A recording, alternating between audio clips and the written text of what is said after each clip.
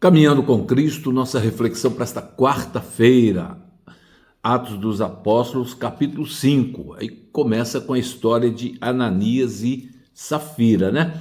No capítulo anterior, mostra lá que os discípulos resolveram lá e repartiram seus bens, né? Então ninguém tinha necessidade de nada e tudo mais. Acontece que esse casal, eles venderam propriedade e guardaram e separaram o dinheiro para eles, esconderam, né? Então, né? E os dois vieram a falecer, né?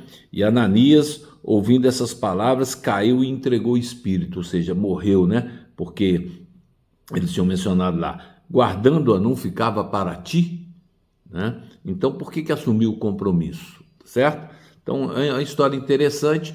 A seguir vem sinais e maravilhas, né? E pelas mãos dos apóstolos, muitos sinais e maravilhas eram feitos entre o povo e estavam todos unanimamente no pórtico de Salomão.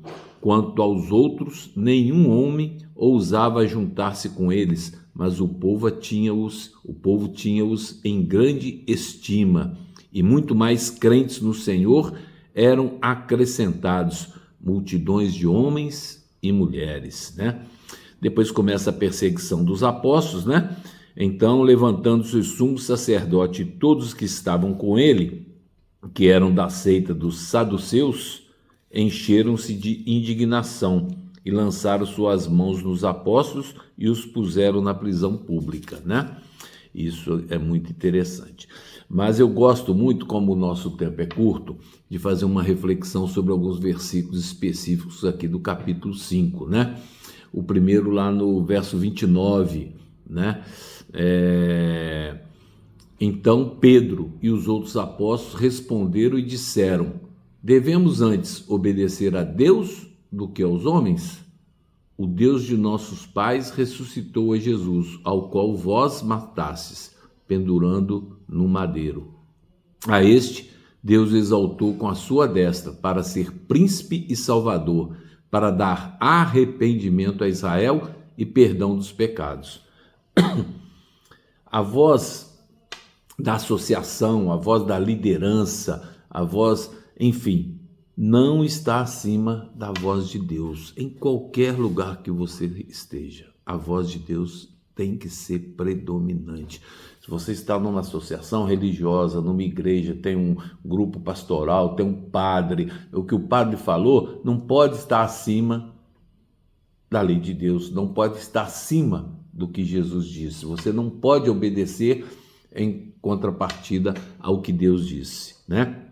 Repetidamente, homens têm dito: a voz da associação, a voz da paróquia é a voz de Deus. Portanto, tudo deve ser encaminhado para a associação, para a paróquia, para ali ser resolvido, né? A associação, a paróquia, deve permitir ou restringir as várias linhas de trabalho. Como o assunto é apresentado, não há uma área estreita, e dentro dessas, todas as entradas para as quais o acesso é proibido são os de que gostariam de exercer um poder imperial. Tem muitos aí, líderes querendo ser um imperadorzinho, né? Mas o trabalho realizado em todo o campo exige um curso de ação totalmente diferente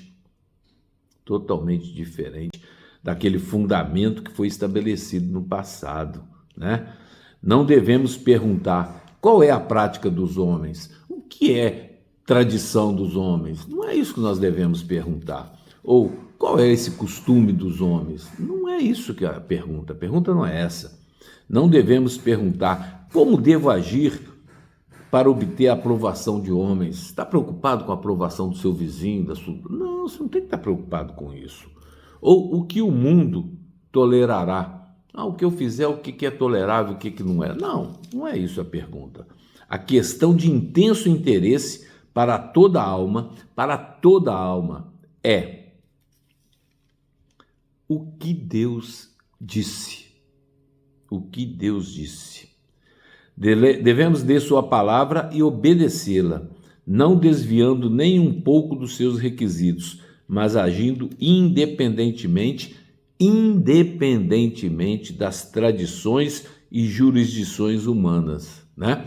Então, temos que obedecer leis, tudo. Desde que não venha ser contrário a o que Deus disse. Tá certo? Tá? Isso até na nossa legislação, né? Uma ordem judicial para prender uma pessoa, o policial, ele pode se negar a cumprir aquilo.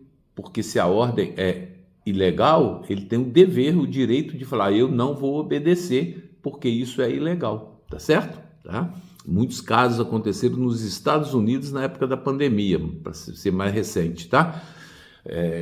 Eu posso estar enganado se foi na Califórnia, mas creio que foi na Califórnia. Um condado lá, o xerife recebeu ordem para fechar todos os estabelecimentos. Ele falou, não vou fechar porque isso é inconstitucional, e lá leva-se em consideração tudo isso, né? Tá certo? Então isso é fato, procura aí nas literaturas aí que você vai ver, né? E o verso 31, para a gente ir encerrando, a esse Deus exaltou com a sua destra para ser príncipe e salvador, para dar arrependimento a Israel.